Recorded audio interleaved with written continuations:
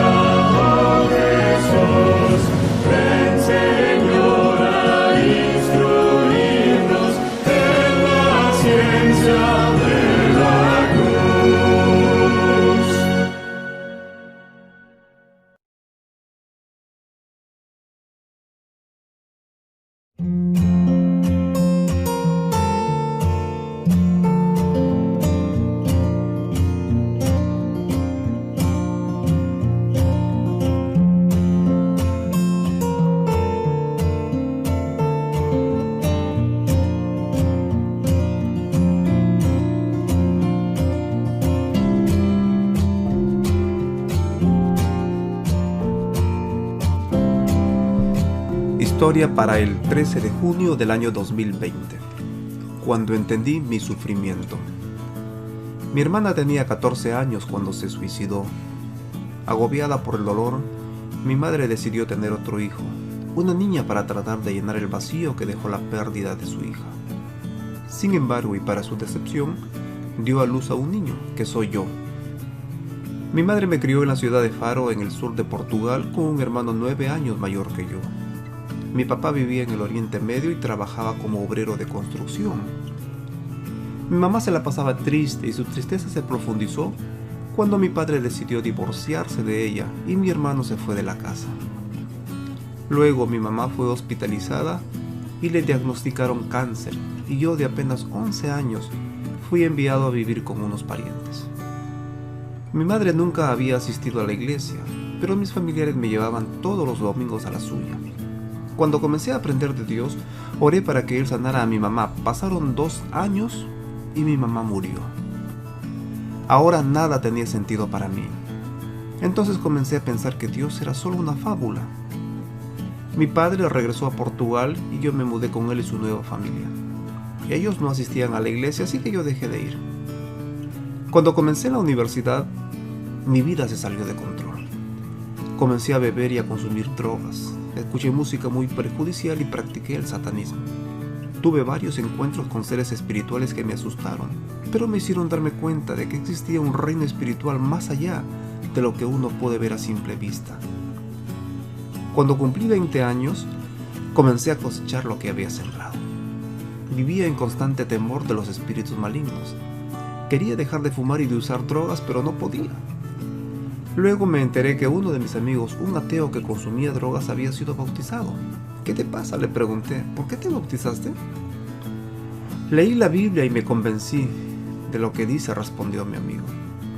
Por alguna razón le conté mis temores sobre los espíritus malignos y él me escuchó atentamente. Oye, ¿por qué no lees la Biblia?, me dijo. Esa era una buena pregunta. Para ese momento Dios ya no me parecía una fábula. Sabía que los espíritus malignos existían y sentía que un poder superior era el que los estaba refrenando.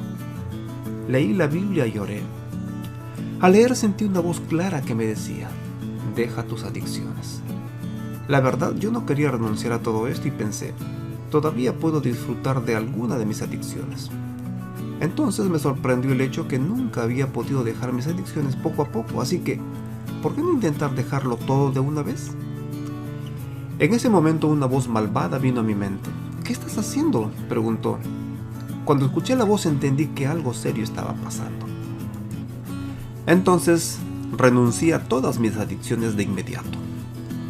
Leer la Biblia representó una inmensa alegría. Génesis 3 me recordó que Dios no abandonó al hombre cuando éste cayó y que tenía un plan de salvación. Vi que las profecías de Dios para los israelitas se hicieron realidad. Mi fe aumentó y me convencí que la Biblia no era ficción.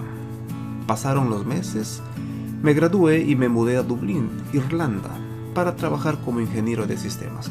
Un día mi antiguo amigo ateo me envió un enlace a un sermón en YouTube en el que se hablaba sobre el origen del pecado. Me gustó el orador, un evangelista adventista, y busqué más de sus sermones.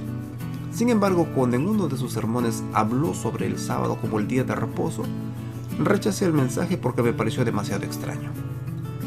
Pero el sermón sobre el sábado se quedó grabado en mi mente. Me pareció que debía haber una explicación bíblica de por qué todo el mundo cristiano adoraba el domingo y decidí encontrarla en la Biblia.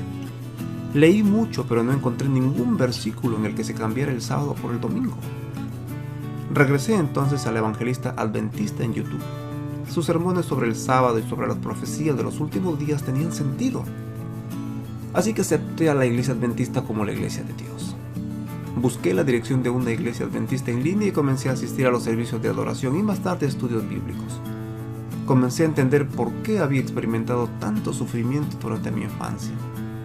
Dios no era el responsable, sino el pecado y las malas decisiones que tanto yo como otras personas en mi vida habíamos tomado.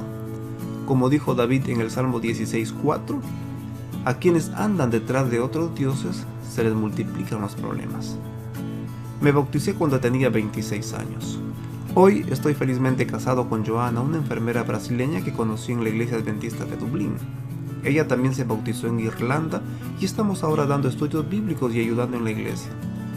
También estamos orando para que Dios nos muestre lo que Él quiere que hagamos después. Gracias por sus ofrendas del 13º sábado del 2017 que ayudaron a abrir una iglesia y un centro en Dublín, en Irlanda, la nueva ciudad donde reside Axel.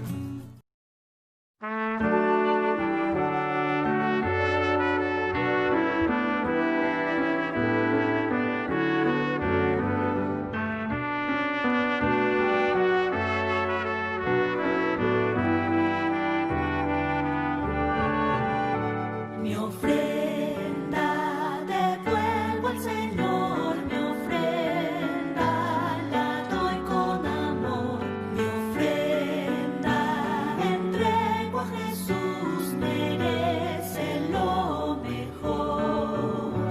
Mi ofrenda, mi ofrenda, mi ofrenda es mi gratitud, mi ofrenda es para avanzar su obra hasta el final. La ofrenda es para ayudar al campo misionero mundial. La ofrenda es para ayudar a enviar mensajeros de amor. Mi ofrenda, mi ofrenda, mi ofrenda es mi gratitud. Mi ofrenda es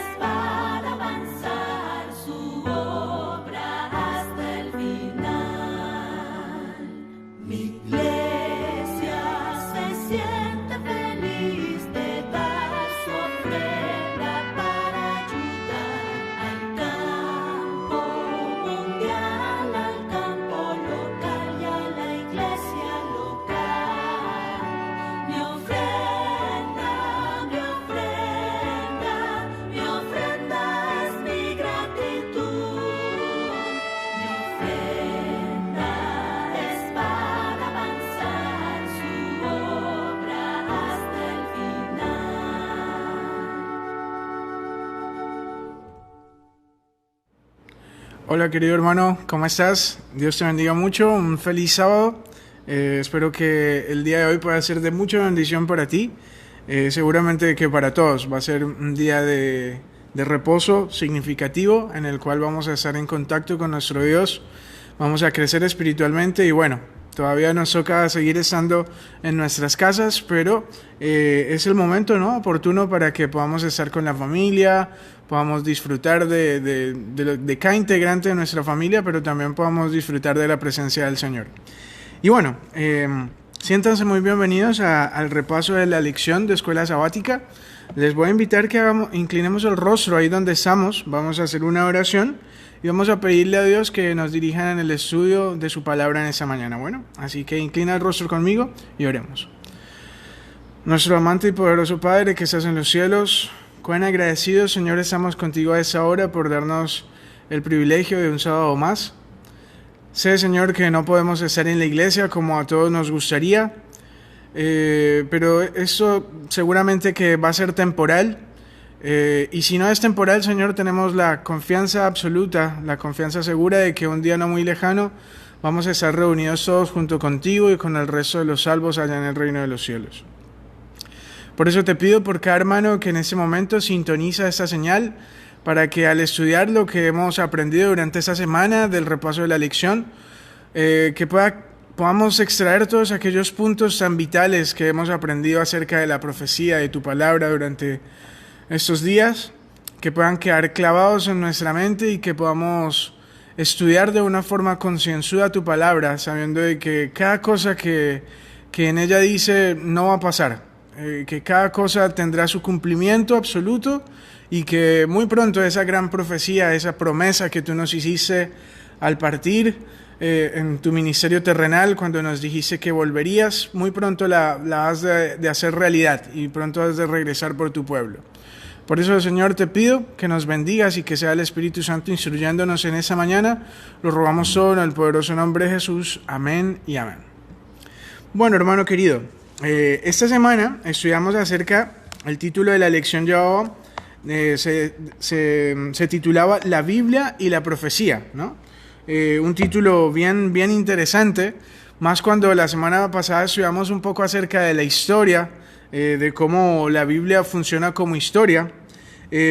Durante esta semana vamos a estudiar un poquito entonces acerca de las profecías que van conectados, ¿no? Y ya en el inicio de la lección estudiábamos un poco de que para poder entender las profecías bíblicas de Daniel, de Apocalipsis, y no solamente de estos dos libros, porque el resto de los libros también nos muestran mensajes proféticos, ¿verdad? Todos son profetas que escribieron y que tienen tal vez algún cumplimiento para la época, para el tiempo del fin. Así que uno de los métodos que nosotros podemos usar es estudiar la historia. Por eso la semana pasada, las dos anteriores semanas, hemos hablado un poco acerca de la historia. Tiene el propósito, ¿no?, de ir paso a paso. El autor de la lección quería llevarnos paso a paso y ahora pues nos corresponde empezar a estudiar las profecías bíblicas. Pero para eso nosotros tenemos que saber que nosotros los adventistas tenemos un método específico con el cual estudiamos la palabra de Dios. No la estudiamos como algunas personas la estudian, que agarran la Biblia y lo que primero entienden, de esa forma lo interpretan, o tienen otros métodos de interpretación distintos. Durante esta semana estudiamos que nuestro método por excelencia es el historicismo, ¿verdad? ¿Qué es el historicismo? Bueno, el historicismo, en realidad el método se llama histórico gramatical, ¿verdad? Porque utilizamos la gramática de la Biblia, el lenguaje de la Biblia, la cultura, el contexto, pero también nos basamos en cómo las profecías se van cumpliendo de una forma histórica al paso del tiempo. Y a eso apuntaba la lección del domingo. Para los que la estudiaron, yo sé que para algunos tal vez puede ser un poquito complejo porque hay términos difíciles, pero si tú te das cuenta, hermano, la Biblia es una gran línea del tiempo, ¿no? Desde el Génesis y no solamente hasta nuestros días, sino que nos apunta hasta ¿dónde? Hasta el reino de los cielos, hasta la nueva Jerusalén que desciende y finalmente viviremos para siempre con el Señor. Entonces fíjate cómo cómo es una gran línea del tiempo, ¿no? Desde el principio hasta el final. Nos muestra la voluntad de Dios para sus hijos. Por eso es que nosotros entonces estudiamos la Biblia desde una base histórica. Si tú analizas las profecías, si tú analizas el libro de Daniel, de Apocalipsis, la Biblia no es un libro histórico, pero sí tenemos que estudiar la Biblia con la historia, ¿verdad? ¿Por qué? Porque en la Biblia vamos a ver cómo el desenvolvimiento de los hechos del mundo se van a ir desarrollando a lo largo del tiempo. Por eso es que nosotros estudiamos la Biblia entonces desde ese paradigma, ¿verdad? Desde este método, perdón. Y para eso yo quiero que me acompañes. Vamos a leer en Juan el capítulo 14 y el versículo 29. Porque allí Jesús lo que hace es una ratificación de lo que de cómo nosotros interpretamos la Biblia. Porque no todos los cristianos interpretan la Biblia del mismo método, ¿sí? Así que vamos a ir a Juan, el capítulo 14 y el versículo 29. Es bien interesante este texto. Dice lo siguiente: y ahora os lo he dicho, antes que suceda, para que cuando suceda, creáis, ¿verdad? Entonces es el Señor Jesús hablando para que cuando llegue ese momento, entonces nosotros tengamos entendimiento de que lo que el Señor había profetizado iba a suceder. Y así funciona con todas y cada una de las profecías bíblicas, ¿sí? Los profetas hablaron y en algún momento de la historia esos hechos se van a desarrollar, ¿sí?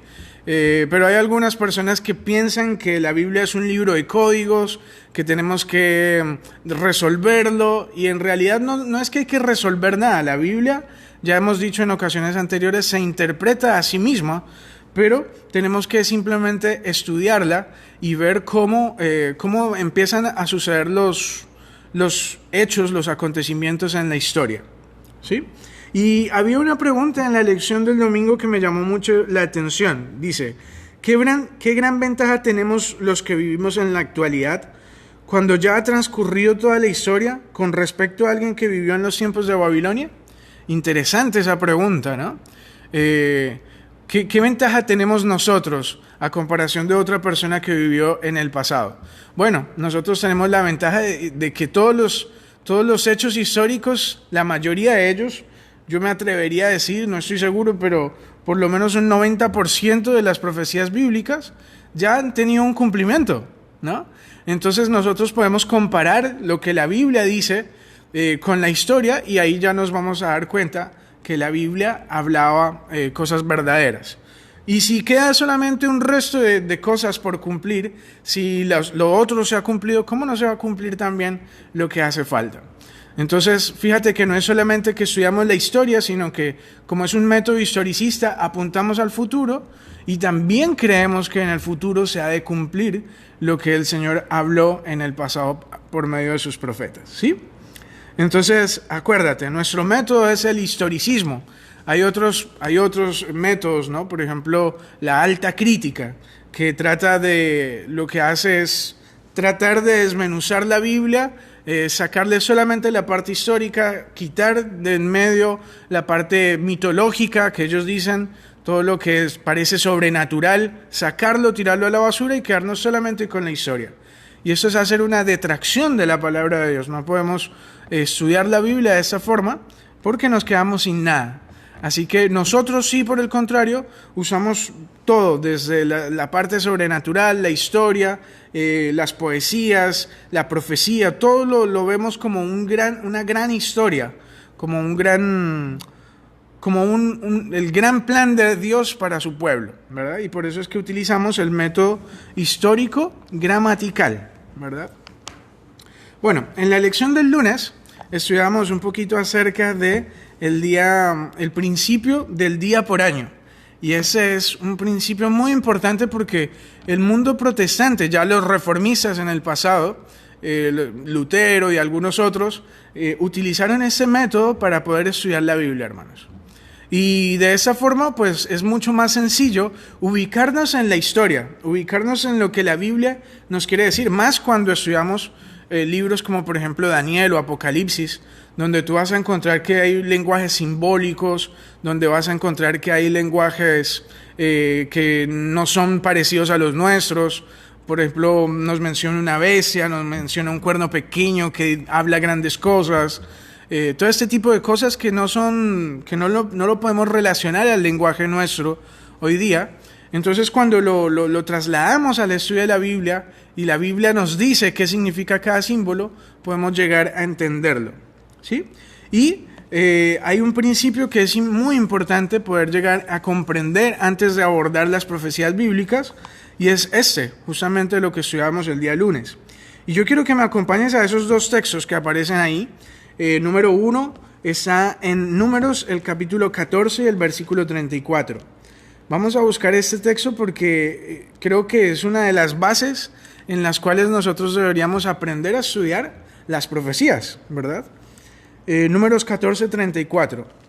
De paso, hay hermanos que no toman, no estudian este texto, no han estudiado este texto, y entonces toman algunos textos bíblicos de forma literal, y no podemos estudiar las profecías de esta forma, y ya vamos a entender por qué. Números 14 y el versículo 34, dice lo siguiente: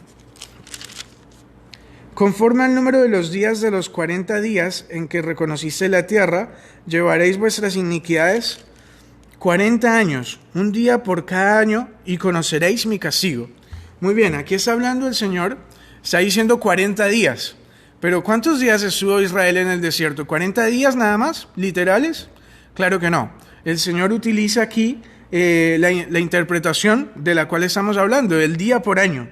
Y entonces le dice al pueblo de Israel que interprete esa simbología como un día por cada año. Entonces, cuando vamos a hablar de profecías y nos va a hablar de tiempos, de un tiempo, de un año, de un día, ¿verdad? Entonces tenemos que interpretarlo simplemente como un día por año, ¿verdad? Si nos habla de 2300 días, entonces ¿a cuánto equivaldría, por ejemplo? Bueno, 2300 años. Y así sucesivamente. Cuando nos habla de 70 semanas, pues tenemos que tomar una calculadora, empezar a hacer el cálculo, cuántos días tiene 70 semanas, y con esas 70 semanas, ¿qué tenemos que hacer? Pues sacar el día, principio del día por año, y sacar entonces cuánto tiempo equivalía esa profecía, ¿sí? Otro texto más que nos sustenta un poco más este principio, vamos a encontrarlo en Ezequiel, el capítulo 4 y el versículo 6. Ezequiel, capítulo 4 y el versículo 6. Esto es muy importante de poder entenderlo antes de abordar la profecía bíblica. Y aquí es donde varias religiones, hermanos, cometen el error de abordar la Biblia de una forma simbólica, en otras veces literal, y acomodan a sus propios pensamientos la Biblia. Y acordémonos, ya hemos dicho en ocasiones anteriores que la Biblia se interpreta a sí misma. Nosotros no tenemos que ayudarle a la Biblia, sino que Dios es quien nos ayuda a poder entenderla. El capítulo 4 y el versículo 6 de Ezequiel dice lo siguiente: cumplido esto, te acostarás sobre tu lado derecho segunda vez, y llevarás la maldad de la casa de Judá 40 días, día por año te lo he dado. Muy bien, aquí nuevamente encontramos sustentado este principio.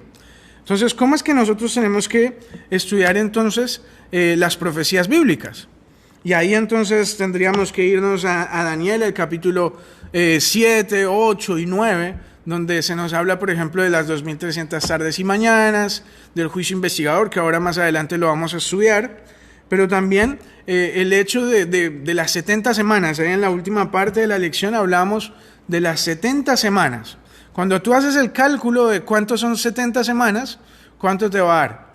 490, ¿verdad? 490 días. Así que el periodo de 70 semanas equivalía a ¿cuánto tiempo?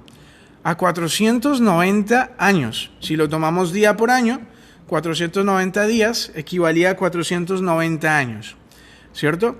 ¿Y cuál era el propósito de estas 70 semanas? si tú lees el texto, ahora no lo vamos a leer por razones de tiempo, tenemos muy corto tiempo, pero si tú lo lees detenidamente te vas a dar cuenta que la orden, las 70 semanas iniciaban con la orden de la reconstrucción del templo de Jerusalén, ¿cierto? Y ese decreto fue llevado por la orden del rey Artajerjes, ¿cierto? En el año 457 a.C. y si nosotros hacemos el cálculo de 490 años, eso nos llevaría hasta, 483 años porque las 70 semanas tienen ahí un corte, ¿verdad? Así que eso nos llevaría hasta Jesús, hasta el mismo Jesús, hasta el ministerio terrenal de Cristo y aún un poquito más allá. Nos llevaría hasta la muerte y apedreamiento de Esteban. Así que es cuando empieza finalmente la persecución. Y luego, ahí si seguimos estudiando, empezamos a darnos cuenta que también inicia el periodo de persecución, que son 1260 días, que si lo tomamos día por año son 1260 años, y nos llevaría a ver cómo se cumplió por tanto tiempo la Inquisición, se llevó a cumplir el poder opresor que perseguía a los cristianos y los llevaba a la hoguera, los llevaba al circo romano, y le dieron muerte a tantas personas, hasta que finalmente el general Berthier, por órdenes de Napoleón Bonaparte, ¿cierto?, hacen una captura del Papa y sufre una herida de muerte. Entonces esta bestia, este cuerno pequeño, que ahora a propósito vamos a estudiar un poquito más acerca de eso. Pero fíjate entonces cómo la profecía se fue cumpliendo y nuestro método, el método histórico, nuestro método historicista, cabe perfectamente al estudiar las profecías bíblicas. Ahora, ¿qué pasaría si tú y yo tomáramos estos días, las 70 semanas, de una forma literal? Si nosotros dijéramos, no, ese principio historicista, ese principio de día por año no tiene lógica en mi fe, y lo tomáramos de que en realidad fueron 70 semanas, son 490 días, ¿nos llevaría a alguna parte hacer ese estudio literal? Claro que no. ¿Y cómo sabemos entonces en la Biblia cuándo tenemos que hacerlo día por día o cuándo debemos hacerlo día por año? Porque es cierto, hermanos, en la Biblia hay puntos, hay textos bíblicos cuando nos habla de días literales. Por ejemplo, cuando hablamos de la creación. ¿Te preguntaste eso? ¿Podemos tomar entonces los días de la creación, los 7 días de la creación, como días literales o simbólicos? ¿Qué hacemos? Bueno, y para eso es necesario entender la simbología, entender el método gramatical con el cual la Biblia se expresa. Por ejemplo, si tú lees Génesis, capítulo 1, ahí no está hablando de símbolos, está hablando de cosas literales que sucedieron, ¿verdad? Porque Dios dice, y fue el primer día, y la tarde y la mañana el primer día. Y hoy día tenemos lo mismo, está hablando de cosas literales, no de cosas simbólicas, ¿me estoy haciendo entender? Mientras que cuando hablamos, por ejemplo, en Daniel o en Apocalipsis, vamos a encontrar mensajes que son realmente simbólicos, ¿verdad? Tiene bestias, tiene cuernos, tiene poderes, tiene un dragón, cosas que no tenemos en nuestra época, pero que sí son simbólicas y que están queriendo referirse a otra cosa, ¿verdad?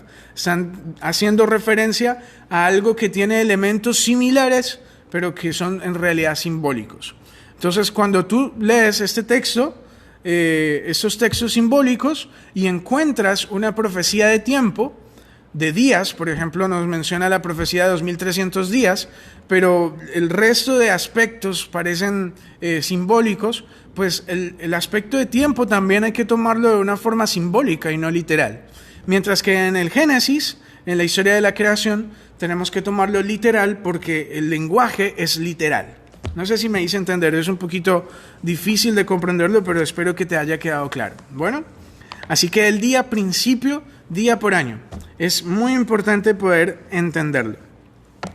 En la siguiente parte de la lección, en la lección del día del martes, vamos a estudiar un punto que ha sido muy debatido y que, hermanos, necesitaríamos una semana posiblemente para poder entender bien este tema, la identificación del cuerno pequeño.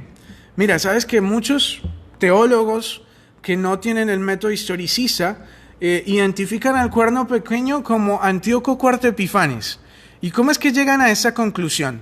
Bueno, porque tienen una interpretación equivocada, ¿verdad? Tienen un método de interpretación distinto al que nosotros manejamos. Pero hay ciertos errores de los cuales no podría llegar a concluir. ¿Por qué razón? Porque allá en Daniel 7 y en Daniel 8, cuando nos habla del cuerno pequeño, nosotros podemos identificar, y eso nos lo mencionaba la lección del lunes, que el cuerno pequeño tiene por lo menos unos siete aspectos importantes, 7 cualidades que nosotros debemos identificarlas. Número 1, voy a leerlas bien rapidito. Número 1, se describe a ambos como un cuerno pequeño, como un cuerno, ¿cierto? Número 2, ambos son poderes perseguidores, ¿verdad? Importante eso. Y yo quiero que te detengas y quiero que analices si podría ser Antíoco IV Epifanes, que era uno de estos 4 que sucedieron a un rey griego, ¿verdad? Muy importante. Así que podría llegar a ser, vamos a ver. Es un poder perseguidor, la segunda característica. La tercera característica, ambos se exaltan a sí mismos y son blasfemos, ¿verdad? Bueno, hasta ahí podría llegar a ser Antíoco IV Epifanes, pero aquí ya se ponen problemas. En el aspecto número 4 dice, ambos atacan al pueblo de Dios, ¿cierto? Y esa es una característica que nos identifica directamente con el papado, porque el papado durante 1260 años desarrolló todo su poder atacando al pueblo de Dios verdadero, ¿sí? Entonces eso ya nos dice que no puede ser Antíoco IV Epifanes, que tiene que ser otro poder, ¿verdad? Y que tiene que ser otro personaje. Número 5 dice, el tiempo profético delinea aspectos de la actividad de ambos, ¿verdad? O sea, el cuerno pequeño va a la misma velocidad que todos los acontecimientos proféticos de la época. Por lo tanto, Antíoco IV Epifanes murió hace mucho tiempo. Y resulta que la profecía va en la misma dirección y va a la misma velocidad que el cuerno pequeño. Entonces, definitivamente, con esa ya no puede ser Antíoco IV Epifanes. Tendríamos que ubicarlo con otro poder o con otro personaje que haya existido en la historia. Número 6, dice, y esto es importantísimo, ambos se extienden hasta el fin del tiempo. Importante, el cuerno pequeño va a ir hasta el mismo fin del tiempo, hasta cuando Cristo vuelva por segunda vez a esta tierra.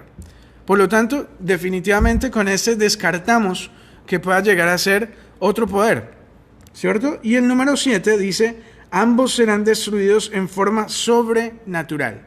El cuerno pequeño será destruido de una forma sobrenatural. Antíoco IV Epifanes simplemente murió de forma natural, así que no podemos identificarlo.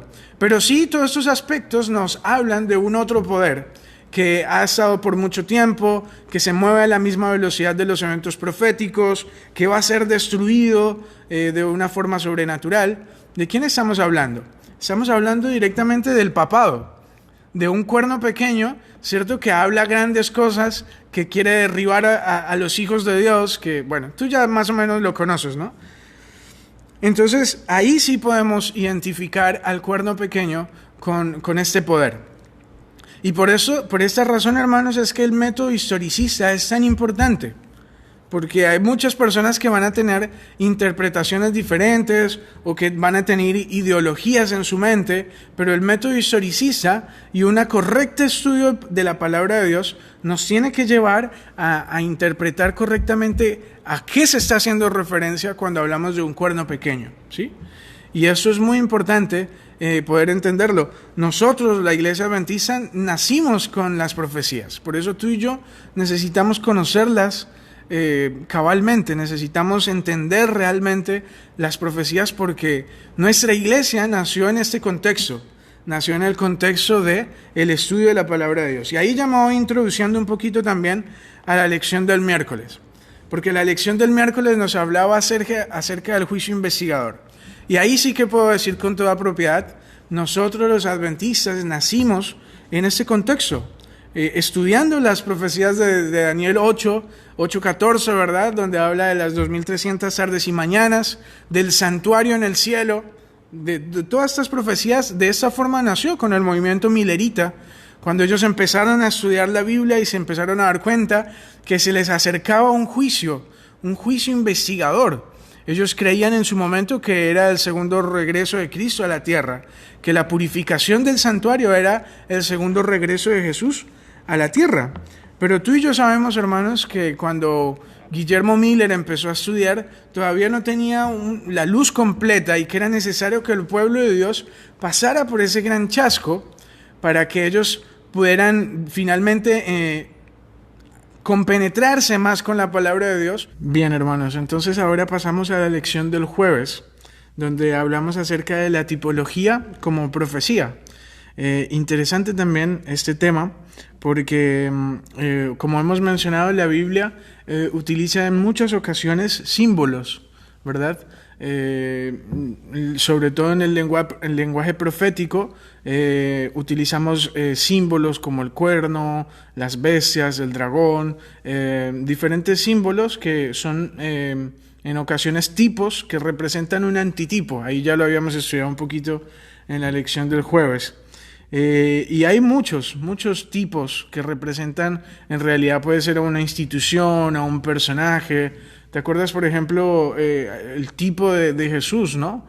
Se representaba a través de un cordero que simbolizaba realmente, no era que era un cordero literal, sino que simbolizaba a Cristo inocente, puro, tal cual como un cordero. Entonces fíjate cómo la Biblia utiliza este tipo de símbolos para poder darnos un mensaje especial.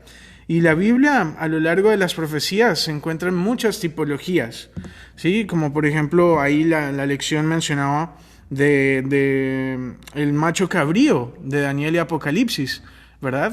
Representado luego por el poder de Grecia. Y así, diferentes poderes representados en ocasiones por animales, por una bestia, en ocasiones por una cantidad de símbolos que después van a representar en realidad alguna entidad, algún poder religioso, político o un personaje importante en la Biblia, ¿sí? Y ahí, en la lección del jueves, vimos cómo también Jesús utilizó varios tipos que representaban después algo bien importante dentro de las Sagradas Escrituras y que tenían un mensaje bien especial para nosotros, ¿sí? Y me gusta mucho pensar en la última parte de la lección, donde se nos asemeja el santuario, ¿verdad? Se nos coloca como un tipo, el santuario, que en realidad es un modelo, digamos una maqueta, por así decirlo, del plan de salvación que Dios tenía para nosotros. Y hay una pregunta importante ahí que dice, ¿qué nos enseña eso acerca de la importancia del mensaje del santuario para nosotros hoy? Bueno, nosotros como adventistas, y ya lo mencionaba antes, entendemos de que el santuario es una doctrina que es netamente adventista. Y cuando lo vemos desde este punto de vista de que el santuario en realidad es el proyecto de Dios, entonces podemos entender pálidamente lo que hacían los israelitas cuando estaban aquí en la tierra, que era apenas una maqueta del plan de salvación que Dios tenía. Entonces fíjate cómo la Biblia va a utilizar este tipo de símbolos para poder representar algo que tiene semejanzas, pero que en realidad está representando algo mayor. Entonces, de esa forma, el método historicista que hemos estado estudiando durante esta semana nos ayuda a poder comprender un poco mejor las profecías. No debemos tomarlo literal. Un símbolo es un símbolo, un tipo es un tipo que representa algo, un antitipo, ¿verdad? Que representa algo mucho mayor, alguna entidad o algo más grande en realidad. Por eso tenemos que saber, tener sabiduría, discernimiento, para poder distinguir cuándo es un tipo, cuándo es simbólico, cuándo es literal alguna palabra en la Biblia. Y eso lo puedes saber estudiando la palabra de Dios. Cuando tú te dedicas a estudiar la palabra de Dios, vas a descubrir a través del Espíritu Santo dónde se habla de un tipo y cuándo es un mensaje literal, ¿verdad? Así que de esa manera es como debemos estudiar la palabra de Dios. Bien, hermano querido, hemos llegado al final de nuestra lección. Solamente voy a hacer una oración para finalizar. Espero que podamos seguir aprendiendo del mensaje que nos trae la lección de escuela sabática en esta semana y que podamos seguir convirtiéndonos en perfectos estudiantes de la palabra de Dios. Así que vamos a inclinar el rostro donde estamos y vamos a terminar con una oración. Oremos. Nuestro poderoso amante Padre que estás en los cielos, muchas gracias, Dios mío, por darnos el privilegio de haber podido estudiar esta lección. Gracias por las profecías que nos confirman que tu palabra es verdad, que la historia ha confirmado tu palabra y que nosotros a través de la historia podemos confiar de que así como se cumplieron las cosas en el pasado, también se va a cumplir lo que resta de la profecía y que lo único que nos espera, Señor, es el reino de los cielos para aquellos que amamos y esperamos tu venida. Quédate con tu iglesia, donde quiera que nos encontremos, desde nuestras casas. Permite que podamos convertirnos en estudiantes fieles de tu palabra y que podamos seguir progresando en esa verdad que hemos aprendido. Quédate con tu iglesia en este sábado, te lo rogamos todos, Señor, en el poderoso nombre de Jesús. Amén y amén. Dios te bendiga, hermano querido. Nos vemos el próximo sábado y bueno, hasta la próxima.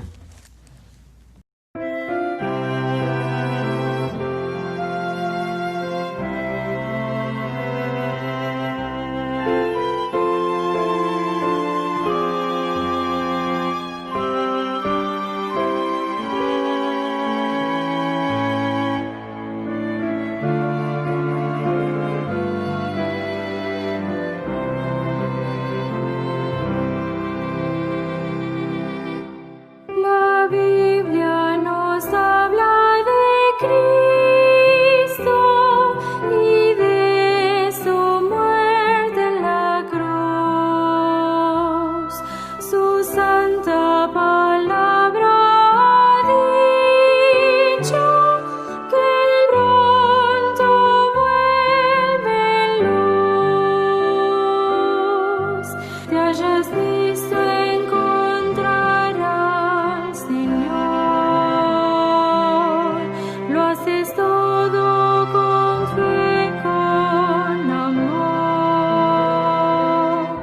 Has velado por fe la batalla del bien.